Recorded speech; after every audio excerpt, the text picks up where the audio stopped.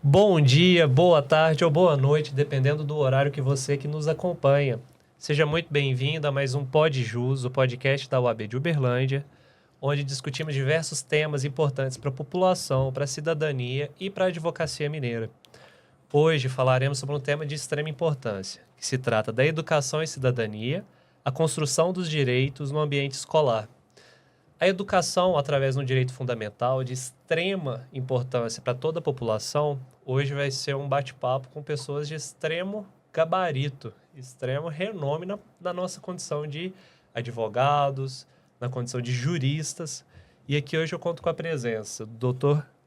Adir Cláudio Campos, presidente da Comissão de Direito Constitucional da OAB Uberlândia, ex-procurador-geral do município de Uberlândia, mestre em Direito Público pela Universidade Federal de Uberlândia. Doutor Adir, gostaria de trazer um cumprimento ao nosso público? Muito boa tarde a todo o nosso querido público de advogadas e advogados aqui de Uberlândia, da região. Meu prezado, querido Yuri, doutor Yuri, meu querido amigo doutor Yuri Vitor, Vitor, Yuri e doutora Luciana. É um prazer estar aqui com vocês e trocarmos algumas informações, Doutor Adir é autor do livro Razoabilidade e Proporcionalidade no Processo Administrativo e possui 38 anos na área de Direito Administrativo, então temos muita experiência nessa mesa. Aqui também comigo, doutora Luciana Azevedo Moreira e Brito. Doutora Luciana, ela é advogada, membro da Comissão de Direito Educacional da OAB Uberlândia, ela é historiadora, pós-graduada em Direito Previdenciário, mestranda em Ciências Sociais da UF, professora e gestora social da Unidade de Prevenção Criminal de Uberlândia. Doutora Luciana, seja muito bem-vinda. Obrigada, doutor Vitor, pela apresentação. Obrigada, doutor Adir, doutor Yuri, por estarmos aqui nessa oportunidade para discutir um tema tão importante. Obrigado pela presença. E também tem o meu contemporâneo, no meu período de faculdade, doutor Yuri Rezende Naves. Doutor Yuri é advogado, servidor público, vice-presidente da Comissão de Direito na escola. Ele é licenciado em Ciências da Religião, professor de Direito pelo Instituto Direito na Escola e pelo Ensino Municipal de Uberlândia. Ele é pós-graduado em Direito Penal e Ensino Religioso. Que orgulho, doutor Yuri. Seja muito bem-vindo. Boa tarde a todos aí. Trazer uma visão mais prática, para esse debate, porque a Comissão de Direito na escola está ali presente no cotidiano das crianças e do adolescente aí na nossa cidade aqui de Uberlândia. Perfeito. E para discutir sobre a educação, discutir sobre o crescimento, o direito fundamental, porque a educação ela liberta. E antes de entrarmos profundamente no tema, eu gostaria de citar talvez um dos maiores brasileiros, que se trata de Luiz Gama, que através da educação, ele foi um homem no período da escravidão, nasceu livre e seu pai o vendeu. Então, quando ele era uma criança, ele foi vendido como escravo mesmo sendo livre. E quando ele foi ao Rio de Janeiro vendido, lá ele aprendeu a ler e escrever, e através da educação ele descobriu que ele conseguiria comprovar sua liberdade. Organizou os documentos e se tornou livre através do aprendizado, da legislação da época.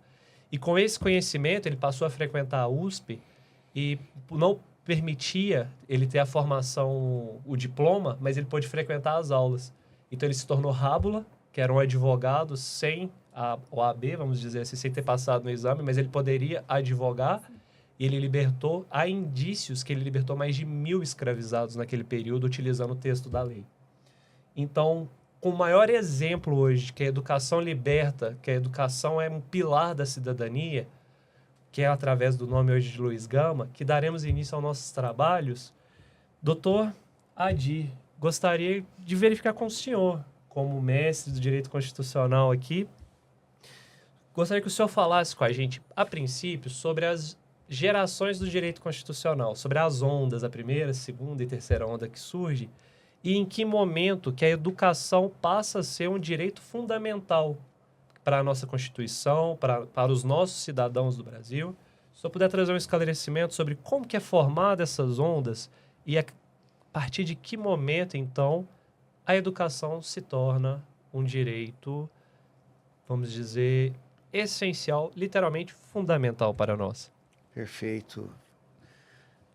Eu diria que a primeira observação a fazer é que a educação ela pode ser caracterizada como a expressão mais vital ou das mais vitais dos pilares que sustentam a ordem jurídica, o Estado moderno, que tem aproximadamente 250 anos.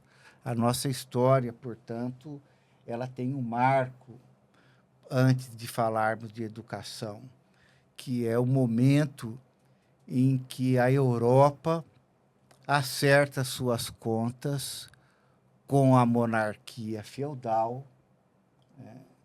A então burguesia se rebela contra os privilégios da nobreza, da monarquia. A ideia de que o homem que manda é um homem enviado por poderes sobrenaturais e que algumas pessoas são diferentes das outras.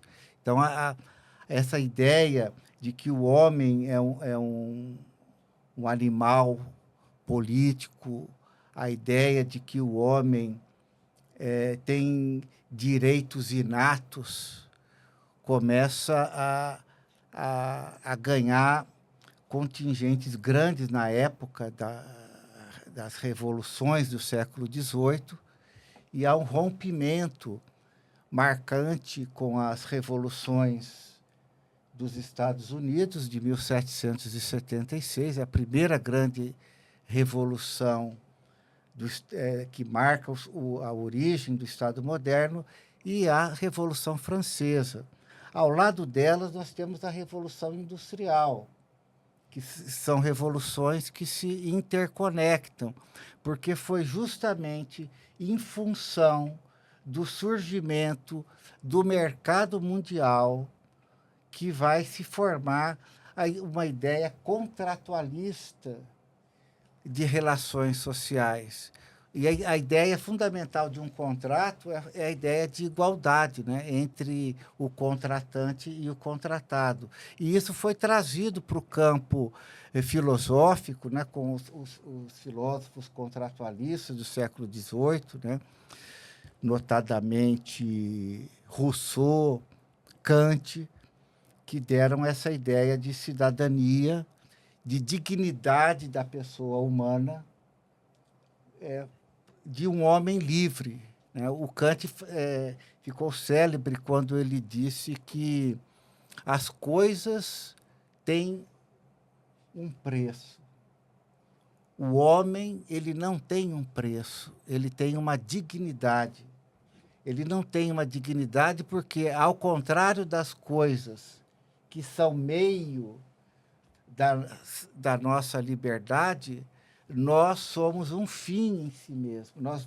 O homem que torna o outro meio de si, ele também é escravo. Não é só o escravo que se sujeita a um regime de destruição da liberdade, mas o próprio escravista também é. Então, essas ideias elas foram profundas no sentido de formatar as primeiras bases do Estado moderno, que deu origem ao que nós chamamos hoje de liberdades, né? E nessa fase não entra a educação ainda. Ainda não entra a educação, mas ela já vai nascendo ali, porque a educação é o ponto vital desta ordem contratualista que vai emergindo na Europa e depois se universaliza. Hoje, como nós vemos um direito nos países, eles têm basicamente essa estrutura, né? Defesa da liberdade, defesa da propriedade e defesa dos direitos sociais, né? E no caso do século XIX, a ideia de igualdade ela vai aparecendo na medida em que o Estado meramente libertário, o Estado meramente protetor da propriedade, esse Estado que emerge com essas revoluções que eu citei, ele vai se tornando insuficiente. Ele vai se tornando, na verdade, um Estado meio que caduco. Porque o que ocorre ao longo do século XIX é um grande contraste social entre uma pequena classe de homens super enriquecidos e uma grande massa de homens, mulheres e crianças empobrecidos no meio de uma grande fartura causada pelo progresso das indústrias na Europa. Então, você veja, por exemplo, na Inglaterra, crianças de 4 anos trabalhando à noite, ajudando seus pais nas fábricas, levando café, levando comida, porque ele não tinha período de descanso. Ele praticamente saía da fábrica para a cama e da cama para a fábrica, comia no próprio local.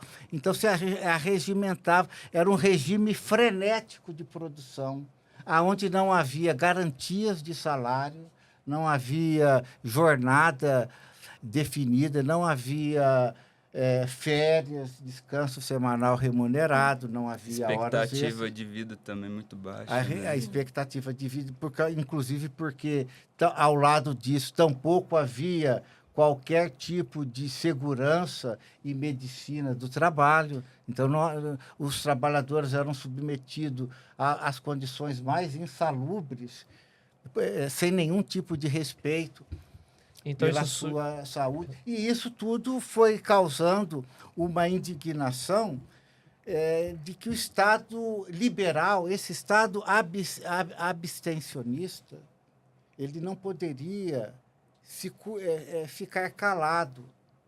O legislador não poderia ver aquela situação sem que se revirasse essa ideia de um Estado meramente negativo, né? Ou seja, um Estado que não intervém, um Estado que apenas protege liberdade e propriedade. Ele tem que proteger aquelas pessoas que não têm condições de proteção dos seus direitos. É onde surge a segunda onda. Aí vai aparecer, então, essa segunda onda, ela começa a ser engendrada no meio doutrinário, né, os grandes juristas da época, e vai eclodir com as revoluções mexicanas de 1917 e a famosa Revolução Alemã, que instaurou a República de Weimar, a Constituição de Weimar de 1919, que é considerada o marco desse segundo movimento, essa segunda onda de direitos, né? E muitos juristas falam, né, que há uma sequência, né, meio que profética, né? A bandeira francesa tem 3 cores. O azul representa a liberdade, né? A branca representa a igualdade e a terceira, a vermelha, representa a fraternidade. Né? Então, essa segunda onda é a bandeira branca dos direitos sociais, os direitos de igualdade, e não no sentido só formal. Ou seja, é preciso que haja igualdade no sentido material. E a partir de então, a educação já passa a integrar as constituições. Passa a integrar um elemento construtor desse homem real e concreto que precisa de proteção do Estado. Ele também é um homem que precisa de ser educado para a cidadania, porque a cidadania é precisamente a célula máter do Estado moderno, né? Então, ele vai dar, então, as bases, né, para que se construa a liberdade não no sentido meramente formal, mas uma liberdade concreta. Ou seja, liberdade não é simplesmente você poder, em abstrato, fazer o que você quer. Na verdade, para Kant, a verdadeira liberdade do homem não é você fazer o que você quer, mas você se comportar de acordo com deveres universais. Porque o homem que faz aquilo que ele quer é um homem escravo dos seus desejos, escravo Perfeito. dos seus instintos. Então, não é essa a liberdade que os grandes filósofos pensaram, né? Uma liberdade hedonista, né? Uma liberdade consumista. O homem deve ser construído, e ele não é um ser pronto, ele tem que ser construído. Nesse sentido, a educação ela tem um papel, tem uma dimensão gigantesca, né? E não só aquela educação que se pensou no início do século XIX, que é formar técnicos para irem às fábricas. É formar homens críticos, Pensantes. homens capazes de pensar o seu tempo, porque são homens que vão, no final das contas, serem o fundamento do poder, né? O poder emana do povo, conforme diz a nossa Carta Constitucional. Como que o homem pode ser o dono do poder, o titular da soberania? Como que ele pode exercer isso sem que ele seja formado para além de um conceito estritamente técnico? Perfeito. Então, uma vez que a educação passa a integrar agora a Constituição, ela estabelece como um direito fundamental e que a política pública e o Estado devem garantir a educação para que se atinja o ápice da cidadania à população. E agora eu direciono a pergunta à doutora Luciana. Doutora, antes mesmo de nós iniciarmos aqui, num bate-papo, a doutora nos informou que existe o programa Educação Cidadã. Gostaria que a doutora trouxesse para a gente o que se trata desse projeto, quais são seus objetivos e, por favor, discorra sobre ele para a gente poder apresentar o programa. Doutor Vitor, essa movimentação que já vem se consolidando, se construindo e evoluindo no sentido de direcionar a educação para um projeto, a educação para o exercício da cidadania, é uma rede nacional que já vem em movimentação já tem um tempo, inclusive tem cidades pioneiras com projetos muito interessantes, como o Sergipe, por exemplo.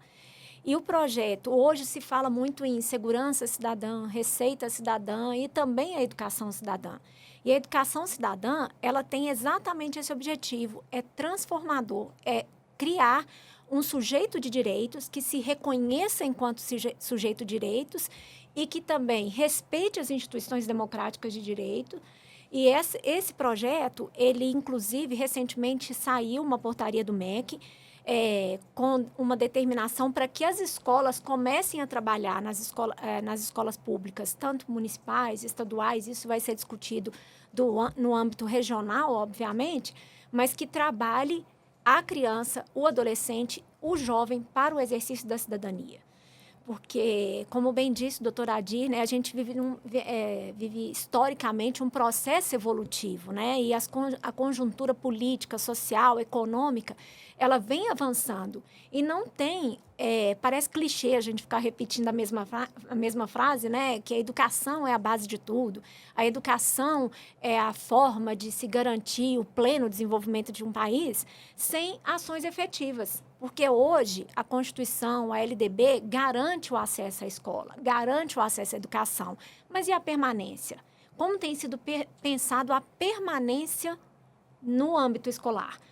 Será que esse estudante ele tem alcançado, durante todo o seu período escolar, o ápice para se entender e para se reconhecer enquanto sujeito de direitos? Né? Nós temos aqui o doutor Yuri, que compõe uma comissão tão importante de direito na escola da OAB, um projeto tão emancipador, um projeto transformador, como já dizia Paulo Freire, né, que a educação é transformadora. Esse projeto Direito na Escola, que o doutor Yuri vai falar com muito mais propriedade do que eu, que além de professor, ele também integra a comissão, é nesse sentido que as instituições democráticas, elas precisam estar conectadas, elas precisam estar interligadas. Hoje eu vivo uma experiência assim, transformadora do ponto de vista pessoal e profissional, que é estar à frente da gestão de uma unidade de prevenção criminal, de prevenção social à criminalidade. E para nós, a única forma de evitar o colapso e de evitar que a violência aumente cada vez mais é garantir o acesso a políticas públicas eficientes, e isso passa, basicamente, inicialmente, do ponto de vista assim, embrionário, pela educação. Perfeito. A educação, ela é algo, porque fica parecendo redundante, todos os locais falam, todos citam isso, mas a educação é algo tão basilar que, quando bem estruturada na sociedade, ela traz soluções para a economia, para a saúde pública, para questões ambientais e sustentabilidade. A educação, ela molda aspectos de natalidade indesejada. Por exemplo, tive um filho acidentalmente, questão de propagação de doenças sexuais, tudo isso, a educação, ela prepara a população dos seus problemas, ela consegue diminuir. Índices de educação altos, reduz questões de saneamento básico, de falta de saneamento básico, a pessoa se prepara. Então, o aspecto educacional, ele molda a população para o desenvolvimento, para tudo, ele impacta absolutamente tudo. E nesse momento, gostaria de falar com o Dr. Yuri, para que ele conte para nós um pouco sobre, para quem não conhece, e que para os advogados que tenham interesse em poder participar dessa comissão, como que ela funciona, como é o dia a dia, quais são os projetos que ela vem elaborando esses dias. Antes de eu falar sobre o direito na escola em si, da nossa comissão, só complementando aqui a doutora Luciana, porque hoje existe, né, essa ideia de voltar à educação cidadã e tudo mais, só que a gente precisa entender o que é cidadania, porque a cidadania é um fundamento, né, da nossa república, e alguns teóricos falam que ser cidadão é quem pode exercer o seu direito de participar da polis, né, do assunto ali da cidade, né, ou seja, quem teria o seu título de eleitor. Mas eu vou de encontro aí a ideia da doutora Luciana de falar que cidadão é aquele que exerce os seus direitos e também entende os seus deveres ali enquanto sociedade, né, participante dessa coletividade. Então, é muito comum a gente escutar que a criança e o adolescente têm muitos direitos e poucos deveres, mas, como o Dr. Adi falou, dessas dimensões do direito, e hoje o Estado ele tem um papel mais ativo, né, positivo, de fazer também valer o direito das pessoas, aí, como os direitos sociais, que está lá no artigo 6º da nossa Constituição, como o direito à saúde, à educação, ao esporte, ao lazer. E será que o Estado está provendo a esses jovens isso daí, né, que está na nossa Carta Magna? Então, é uma pergunta a se pensar, porque para a gente construir a cidadania dentro da escola, a gente precisa dar acesso a esses direitos também, né? Que hoje, assim, a gente vê uma ausência muito grande desse Estado, parecendo também ser um projeto para que isso aconteça, né? Então, fica aí a reflexão. E o direito na escola vem com essa postura de levar a criança ao entendimento e também ao adolescente de que ele é cidadão, de que ele tem esses direitos e de que ele tem certas responsabilidades. Porque hoje um adolescente ele pode estar cumprindo um ato infracional, né? Então isso vai gerar uma certa responsabilidade para ele, ou às vezes ele vai ter que fazer uma prestação alternativa, né? Diferente ali de uma internação, que seria algo mais grave. Então a gente leva esse conhecimento também, além dos nossos mini cursos que a gente tem de direito tanto público quanto privado voltado para essa faixa etária e para a educação de jovens e adultos. Então, eu acho que a OAB, ao abraçar o Instituto Direito na Escola, ela está se colocando um meio para levar essa formação cidadã aos jovens aqui na nossa cidade de Uberlândia. Mas ela é uma comissão ou ele é um projeto terceiro e a OAB trouxe para dentro da casa? Então, existia a comissão Direito OAB vai à escola, né? E a gente teve um advogado lá em Belo Horizonte chamado Lucas, que é o presidente nacional dessa comissão, e ele criou esse instituto com essa finalidade, né, de criar ali alguns materiais pedagógicos e levar também essa formação. E a OAB, na gestão passada, abraçou o Instituto, fez essa parceria e transformou em uma comissão. E foi uma luta nossa aqui no Estado de Minas para incluir essa matéria de direitos e deveres dentro das escolas, e a gente conseguiu uma aprovação de lei. Hoje, em Minas Gerais, está instituído a matéria de direito e cidadania, né? E o Zema, o governador, ele foi até lá na OAB, lá na sede, né? Na seccional, para assinar ali como que chama? Termo de cooperação? Não, assinar o projeto lá de lei, O decreto? sancionar. Sancionar, Sancionar ok. o projeto de lei, desculpa. Entendi. E atualmente, então, a OAB Direito na escola está em todas as escolas hoje de Uberlândia e do estado. Então, hoje, como que funciona o direito na escola em Uberlândia? A gente é contactado, né, pelas diretoras das escolas para a gente ir até lá e ministrar ali as palestras, né? A gente já teve em escola, por exemplo, no Colégio Batista, a gente ficou 1 ano lá ministrando um curso de Direito, porque também esses conteúdos, assim, que são transversais, né, acaba que cai em redação do Enem. Então, isso daí também, além de ser uma formação cidadã, é uma formação para ele estar tendo ali uma bagagem, né, para ele estar desenvolvendo uma peça de uma redação ali, né? Entendi. Então, tem essa função também de ir nas escolas, tanto público quanto privado, para resolver alguns problemas aí, né? Municipal Que também, ocorre. doutor Iori? Municipal também, estadual, a gente está desde lá da zona rural, que a gente já foi atender. Inclusive, eu dei aula de Direito para criança de 6 anos de idade, ali para os menininhos bem pequenos, na zona rural, lá na tenda dos Morena, até na escola mais elitizada de Uberlândia. E como Então, foi a experiência? olha, quando eu fui entrar dentro da sala de aula, eu fiquei um pouco meio assim com medo, né? Nossa, o que eu vou falar para esses meninos? Aí, quando eu entrei dentro da sala de aula, eu vi que a professora tinha feito as regras de sala. Então, eu peguei um gancho lá das regras, ó. O direito é essas regrinhas aqui, ó. Vocês têm que cumprir as regrinhas para vocês ganhar nota boa, para vocês dar orgulho ali para o pai de vocês. Então, se a gente cumprir com essas obrigações, nossa, a gente só vai ter benefícios, né? Então, foi mais ou menos nesse sentido, né? Entendi. E eles falaram ali das regras. Então, foi bem básico, assim, mas... Entendi. Quando paramos para analisar, o público que iremos falar é muito distante do que estamos acostumados. Eu tive a oportunidade maravilhosa, graças ao coordenador de curso de Direito da Unitri, o Gil Mesquita. Eu me formei na Unitri, eu me formo no ano de 2019, e em 2020 eu sou contratado pelo Núcleo de Prática Jurídica. Então, eu já começo a ministrar aulas e alguns eram meus colegas até. Então, a forma de comunicação é muito similar. Consegui me comunicar com eles bem. Agora, com crianças de 6 anos, tem que estudar tudo novamente e aprender a linguagem deles para poder extrair e comunicar isso. O que me faz pensar, doutor Adir, que gostaria de perguntar ao doutor.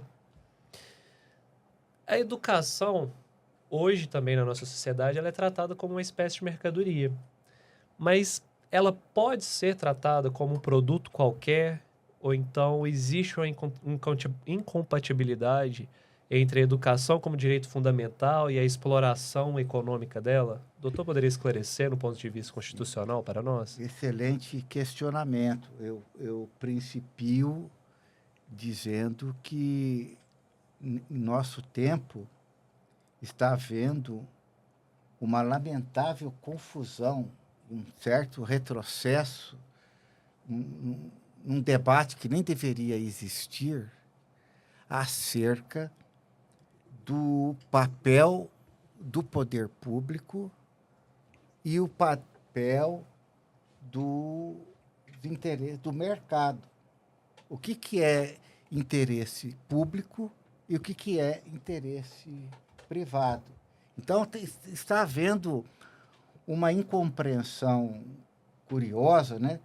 Que a humanidade demorou tanto tempo para formatar com esse brilhantismo que foram os filósofos do século XVIII, os grandes construtores das pilares desse Estado moderno, né, que procurava demarcar o que é interesse de todos nós e o que é o interesse de cada um de nós.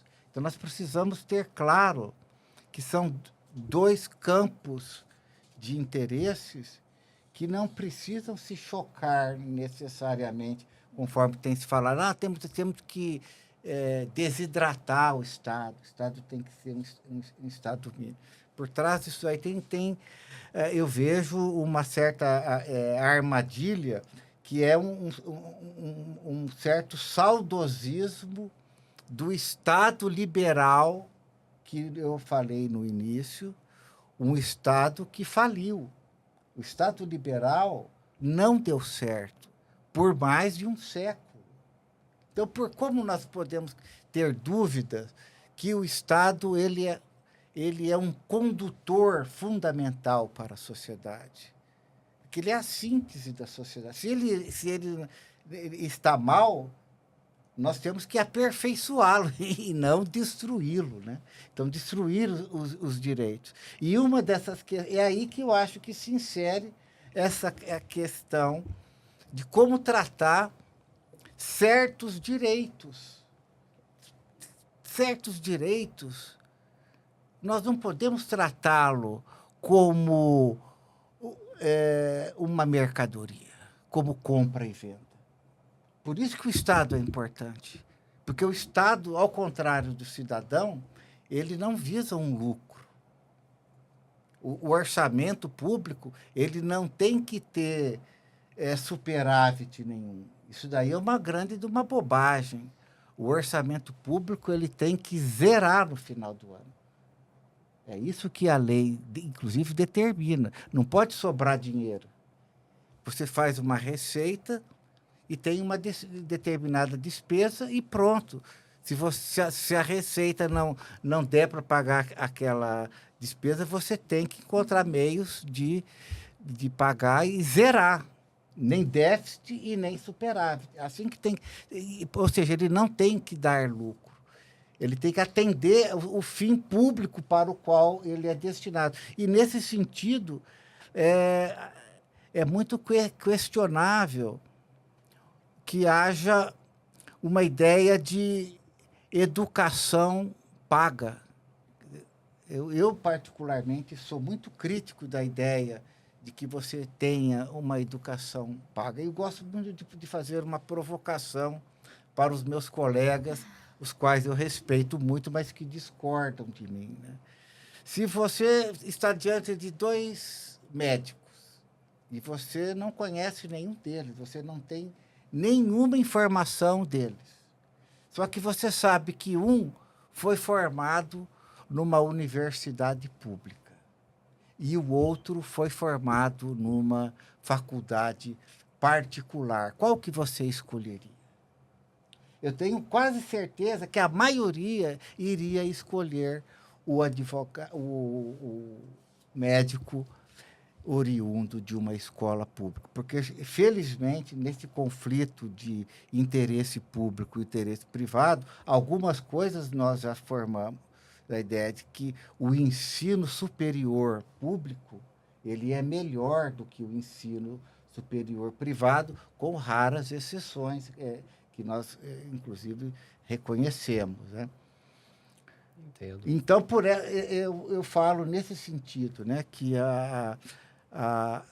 o mais importante do que discutir se deve ou não haver escolas privadas, porque isso é uma realidade e seria uma falta de bom senso querer, nessa situação que nós estamos hoje, pôr em questão esse debate. Não é o meu propósito aqui é de pôr em reflexão que certos bens jurídicos, porque a educação é um bem jurídico, universal, essencial, vital, como eu falei, para a liberdade do homem.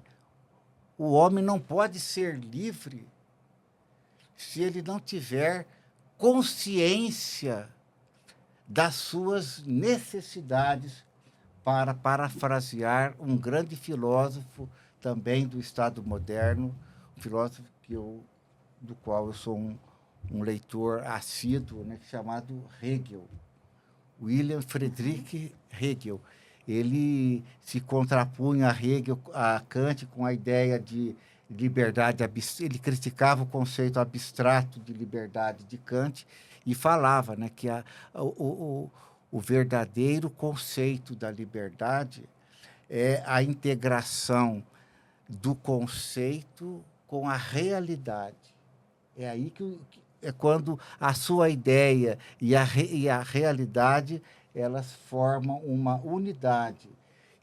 Ou seja, quando você tem consciência daquilo que você realmente precisa para existir.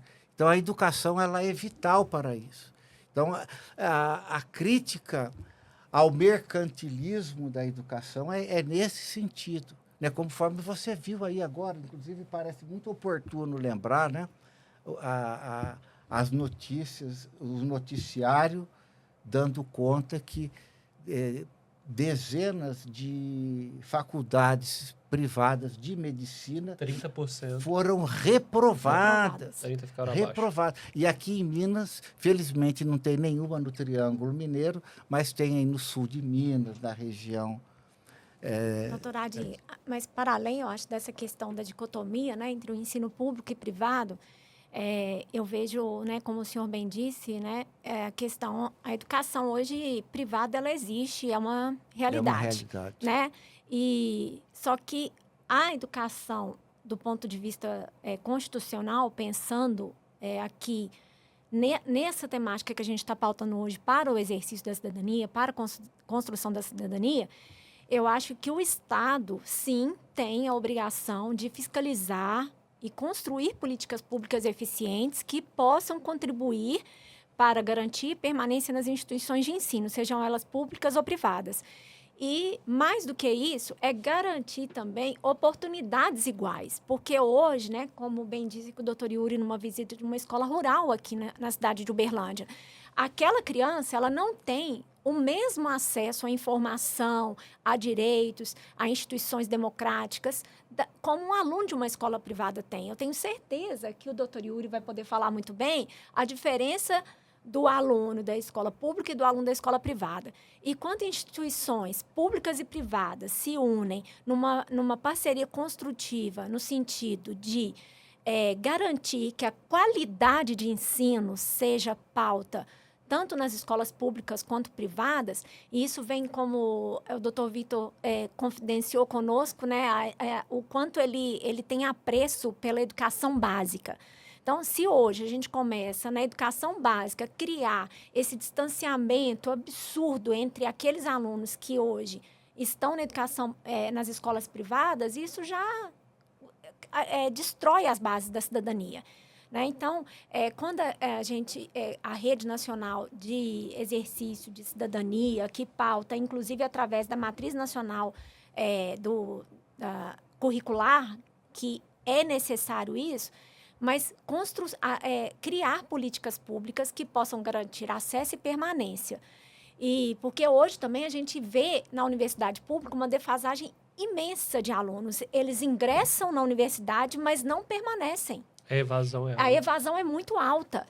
Então, isso também a gente precisa pautar com responsabilidade. Uberlândia, por exemplo, hoje a gente tem hoje em Uberlândia o CODEM-100, né, que é o Conselho de Desenvolvimento, pensando Uberlândia até 2100. Tem projetos transformadores pensados na esfera privada no sentido de garantir que esse aluno de escola pública tenha o mesmo acesso à alfabetização, por exemplo.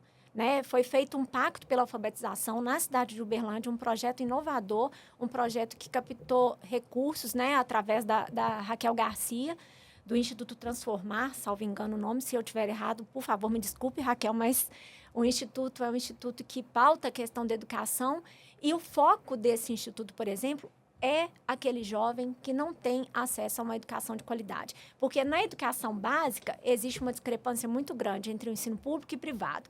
Nas universidades existe o problema da evasão. Então, assim, é um tema, doutor Vitor, que inclusive eu te provoco que a gente tenha outros momentos para poder discutir, porque o tempo é muito curto. E é necessário esse debate, é necessário pensar porque a educação consolidada, a educação fortalecida, ela fortalece todos os setores da sociedade, fortalece a economia, fortalece o meio ambiente, fortalece tudo. Por isso que o projeto é Educação para a Cidadania e Sustentabilidade. Eu gostaria de tocar, me permita, doutor Yuri, eu gostaria de pôr um dedo aqui numa ferida que nós temos histórica, e é importante a gente mexer nas nossas feridas, porque nós temos grandes problemas que não foram saneados. E não são problemas de agora. Eu vejo muito se falar, criticar governos recentes pelos nossos problemas educacionais, e tem problemas, sem dúvida nenhuma, recentes, né? Mas os grandes problemas educacionais que nós temos são históricos. É histórico. E a primeira, eu gosto muito de tratar de grandes questões gerais para a gente ir aos pontos singulares, conforme meu estilo de pensamento. E eu parto de uma seguinte constatação importante da gente refletir. Nós temos 500 anos de história. Muito recente. 4 dedos da minha mão Colonial. foram de escravismo Escravidão. e monarquia. Sim. Ou seja, apenas 20% da nossa história nós estamos tentando construir uma forma de Estado e de sociedade diferente de 400 anos. Então, eu pergunto a todos vocês, indistintamente, sem questionamentos partidários de nenhuma natureza, esses 4/5 da nossa história desapareceram completamente? Ou ainda nós temos resquícios na nossa sociedade, na forma de condução, como é o caso da educação? Nós não temos ainda essa mentalidade miserável de explorar trabalho barato, de achar que a educação é simplesmente você ter um diploma para apresentar para o seu empregador, para você, sem ter nenhuma preocupação com formação educacional. Nós temos um segundo ponto na nossa ferida histórica, que são os 20 anos do regime militar. É importante lembrar isso. O regime militar foi exitoso na parte econômica. O PIB do Brasil nunca cresceu tanto como foi na época do início dos anos 70. Depois foi um fracasso, né, que inclusive levou a sociedade a se mobilizar contra o regime. Mas o regime militar, o Brasil saiu de uma situação para outra bem diferente no campo do progresso industrial, rodoviário. O Brasil cresceu muito na época, porém foi um Brasil que cresceu de maneira injusta. O salário, a massa salarial foi caindo bruscamente, a ponto de que hoje, não sei se vocês sabem, o salário mínimo do Brasil é o menor da América do Sul, é menor do que o do Paraguai. Nós temos e olha que nós tivemos progresso no salário mínimo, mas ele ainda é um salário. Então, o regime militar ele cometeu dois graves erros, né? Ele reduziu a massa salarial, né, de maneira escorchante, e atacou a educação, que tinha uma paranoia, que ele está retomando de novo, né, essa paranoia de comunismo, que foi, inclusive, que deu origem ao golpe militar, né?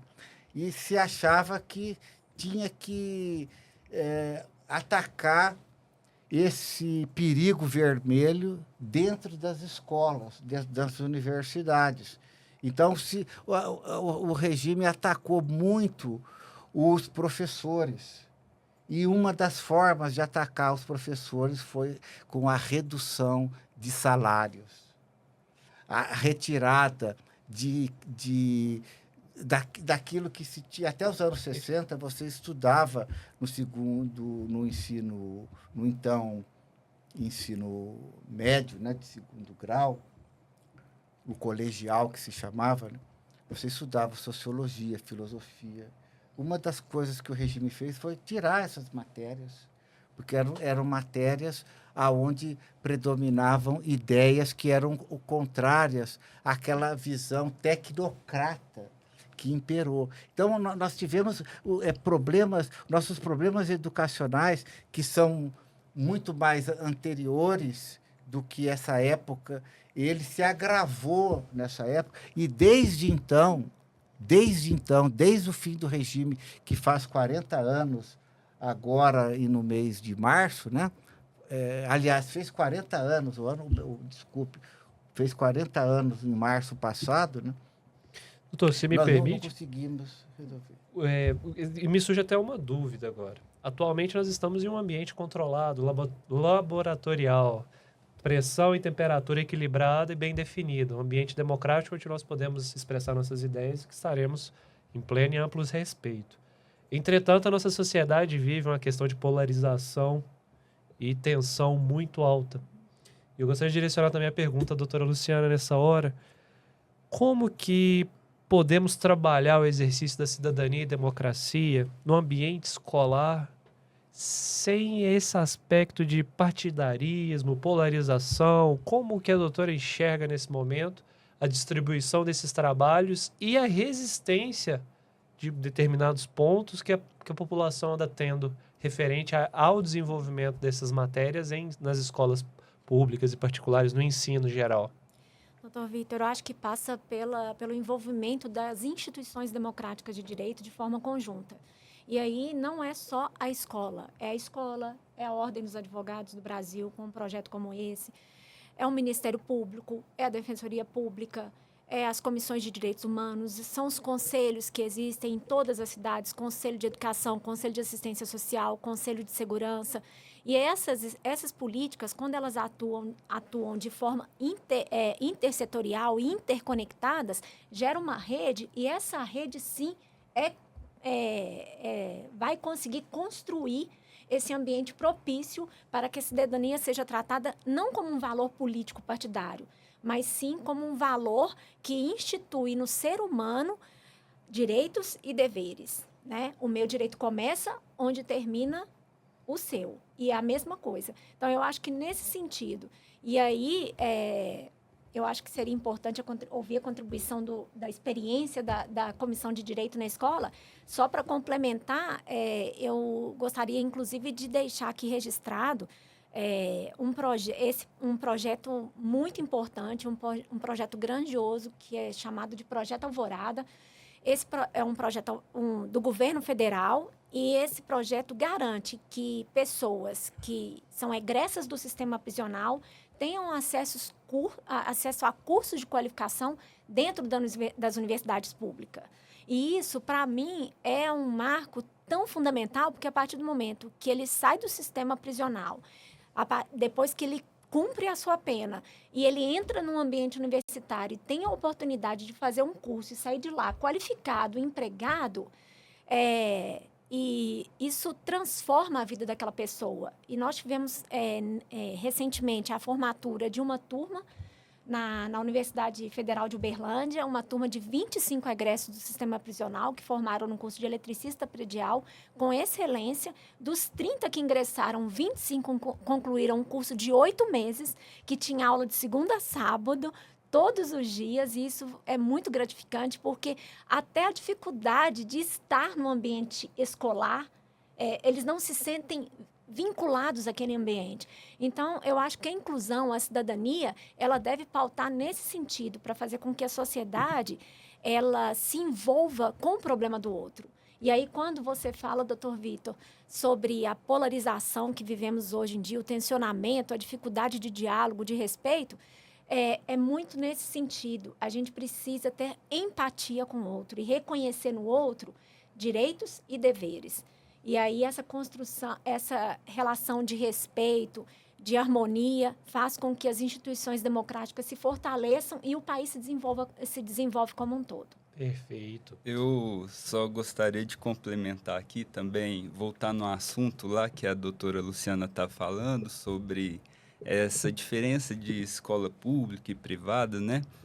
Durante as nossas caminhadas aqui do direito na escola, nas escolas particulares, uma das questões que é levantada é porque o poder público sempre só faz projetos nas escolas públicas e nunca vai até as escolas particulares para fazer. Então, tipo, a polícia militar, o bombeiro, as instituições não vão até as escolas particulares para estar fazendo os projetos. Então, isso daí é uma dor que eles têm e que a OAB, assim, acaba também indo, né, uma instituição representando ali a sociedade e tudo mais, né?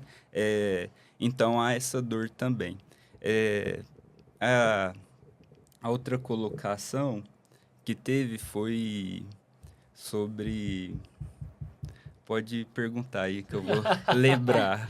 Aqui, Foi muita coisa, né? foi muita Muita coisa. O assunto ele se desenvolve com uma velocidade muito grande. Sim. Calma aí que eu vou lembrar. Tá, mas a pergunta que eu gostaria de fazer era diretamente a Certo. você agora, doutor. Sobre o projeto ainda, eu sei que há uma distribuição de materiais e parcerias com uma instituição. Como que é feita? Quem que é essa parceira que distribui esses materiais para vocês levarem até as escolas? O que que fala sobre esses materiais? Quais são os cursos que vocês ministram? Já tem algo projetado para esse ano de 2026? Ô, Vitor, eu lembrei. Eu vou falar aqui Volta. sobre a rede de apoio, porque, assim, aqui em Uberlândia a rede de apoio ainda é um pouco falha, né? Não tem tantos tentáculos assim que deveria ter. Como, por exemplo, o Conselho Tutelar, que eu acho que hoje são só 5 conselheiros lá, né? Em Uberlândia? Em Uberlândia. Então, para uma cidade desse tamanho, né? É assustador. É assustador. Nossa. E também a Vara da Infância e da Juventude faz um projeto aqui em Uberlândia chamado Justiça na Escola, que a OAB, junto com a Polícia Civil, o Bombeiro, a Polícia Militar, a Vara da Infância, os conselheiros tutelares, a ONG Pontes de Amor, está junto para ir nas escolas, vão em 2 escolas selecionadas por mês, né, para estar lá ministrando assim algumas palestras voltadas a essa temática, né? Ali de cada instituição. Nós da OAB vai pelo direito na escola e a nossa temática é direito e cidadania, né? Então, como que eu faço para chegar até ali a comissão, né? Primeiro é se inscrever. A gente tem um mini curso que a gente faz, nós advogados, a gente não entra assim na sala despreparado. A gente tem um mini curso que a gente tem que adquirir, fazer esse mini curso para estar podendo ministrar a aula, né, ali voltado para esse público, né, e quando a gente faz a inscrição desse mini curso, a gente ganha alguns PDF com esses materiais, mas também eles vendem o livro físico, mas aí está no site lá do Instituto, né, que aí tem que adquirir lá porque é uma editora, o Instituto de Direito na Escola também é uma editora. Inclusive aqui em Uberlândia a gente tem uma das autoras de alguns livros, que é a doutora Milena, né? Então, ela mora aqui em Uberlândia e ela acaba trabalhando lá para Belo Horizonte, né? Confeccionando esses livros. Eu gosto mais do chão, sabe? De ir para a escola e ali discutir com os moleques lá, né? Sobre sala de aula. Professor é sempre professor. E, inclusive, voltando nessa questão da diferença, né, entre o ensino superior, que igual o doutor Adir falou, a diferença salarial do professor de ensino superior e da educação básica é gritante, sabe? Hoje o salário inicial de um professor em Uberlândia da educação básica é R$ 2.800. É muito baixo. Então, com a valorização que esses profissionais também têm, né, para estar dentro de uma sala de aula, aguentando vários problemas sociais envolvidos, e quando fala em rede de apoio, não ter ali um assistente social, não ter um psicólogo, não ir na casa daquele menor para saber o que ele está passando ali, sabe? Então, é uma gravidade muito, assim, é algo tão potente, sabe, que prejudica a vida do menino ali, de ele não ser entendido, compreendido, que às vezes para ele a educação não serve. Então essa formação cidadã para ele vai estar algo distante. Ele não vai reconhecer como participante ali da sociedade, Se sabe? sente abandonado. Se sente abandonado. É o Estado sendo ausente, né? E complementando, doutor Yuri, porque aí todas as políticas precisam estar integradas. Uhum. Então, não é só dentro da escola, tem questões envolvendo saúde, tem questões envolvendo assistência social. Então, as políticas precisam estar integradas. E eu vejo que hoje essa é uma deficiência do município. Que não as secretarias precisam conversar, as secretarias precisam se unir e discutir um projeto integrado para a cidade. É muito difícil de alterar hoje, com a minha idade, 64 anos, 38 de advocacia, vendo o país que eu vi ao longo desse período, né? Eu tinha 23 anos quando iniciou a chamada Nova República, né, do governo José Sarney, fui acompanhando todas as dificuldades.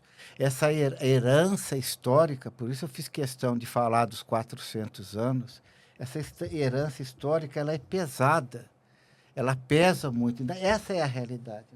Veja, por exemplo, falar de educação, de uma educação transformadora, ela acaba caindo num certo tédio na sociedade. A sociedade vai ficando entediada desses temas, porque todo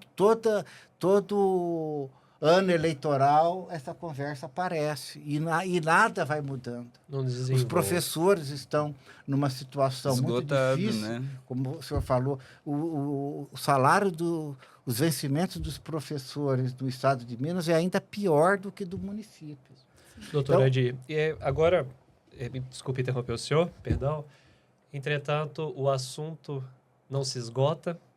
É magnífico estar aqui com vocês. Entretanto, já estamos passando para a parte final do podcast. E está esgotando o nosso tempo agora. E para as considerações finais, eu gostaria de disponibilizar a palavra a cada um de vocês para que, às vezes, queiram ministrar algum recado, ou então dar alguma dica sobre algum projeto futuro que venha.